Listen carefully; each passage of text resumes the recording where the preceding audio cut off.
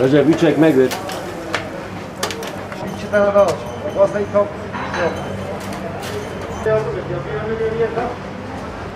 Ciğermiye, aşı ol ciğermiye. Kampanyamız Urfa'ya hayırlı olsun.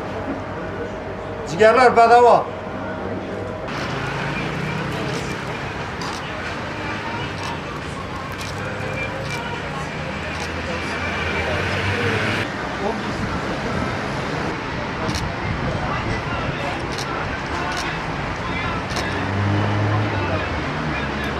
Aslan. Sonra bir afiyet olsun.